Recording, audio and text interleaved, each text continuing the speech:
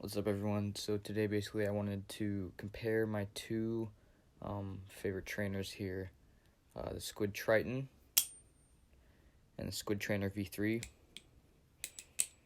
So basically these are made by the same company, Squid Industries, if you didn't know. They're both channel aluminum balisong trainers. This one is currently my beater. This one features a Tonto style blade, both made out of 440 stainless heat treated steel. So basically, one of the major differences between these knives, I would say, is the balance and the texturing. So on the Triton, you see here, there's no texturing. It's just a solid aluminum block. Right, no texturing. And on the v.3, there's this intricate milled, or I think it might be bead blasted pattern here, that provides some grip for when you're flipping. Now, I personally like flipping my Triton a little more than my Squidtrainer. That's due to one thing. The handles are more squared off. Right now, you can tell just by looking at it that the handles are square. They're kind of chamfered, I'd say, at the edges here, right? But they still have that completely square, blocky feel.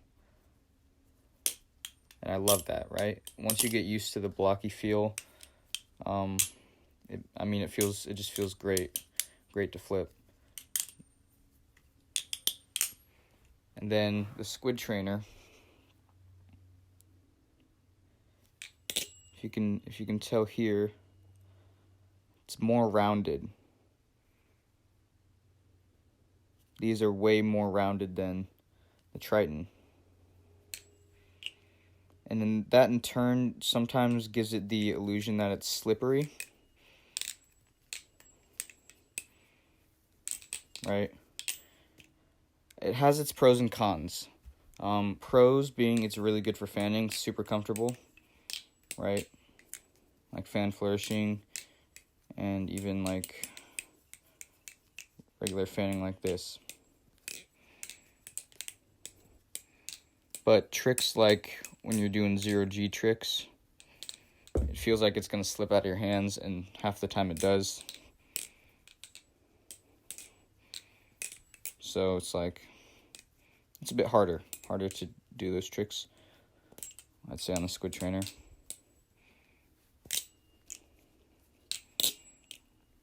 On the Triton, since it's a little more blocky, I'd say it's easier to know where you are on the knife and to grip it. But then the only problem with this is I feel like the Triton is more rear biased than the Squidtrainer.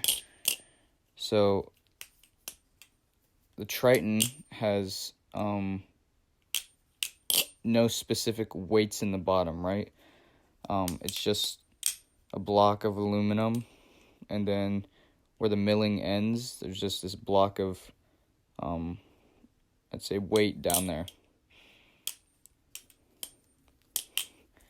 I'd say the Triton is more rear biased. Rollovers carry really well. Obviously, if you can do them well, which I can't. So Triton, I'd say, is a little more rear biased. And the Squidtrainer has this hole pattern here, just these 4 holes, technically 8. And it has these stainless steel rods at the end of the handles that act as weight. So it's balanced around these top holes is the balance point about. So I would argue that the Squidtrainer is more neutral.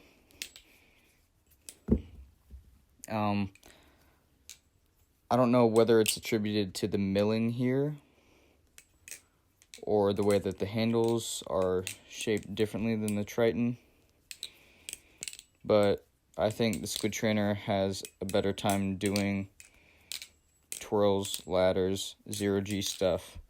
The only problem with the 0G stuff is that it's like looks a little more slippery. Or not looks, it feels a bit more slippery. So while you can do them, doesn't always feel the best. So the Triton, since it's rear biased, twirls and ricochets, ladders don't feel as smooth as with the Squidtrainer, but the handles feel better.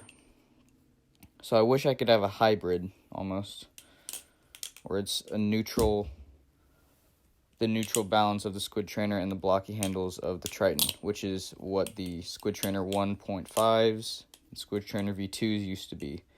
So I'm thinking about trying to find myself one of those, because I think I would be a better flipper in general if I had a more neutrally balanced Squidtrainer with blocky handles.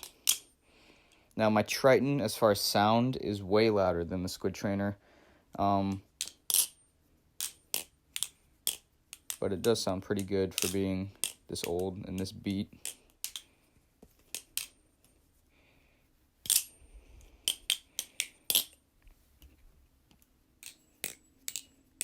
Squidtrainer obviously has the well-known ring.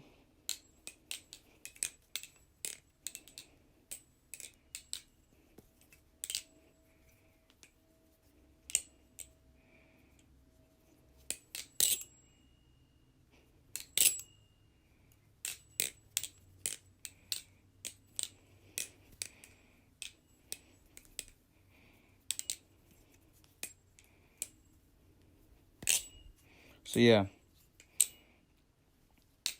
I can never pick a favorite between these two, honestly. Although I say I like my Triton better just because of the way the handles feel. I like the balance of the Squidtrainer better, but I like the feel of the Triton better. So that's kind of where I stand.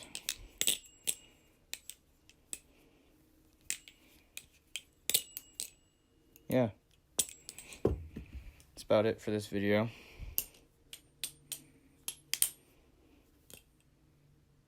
Out of frame, of course. Yeah. See ya.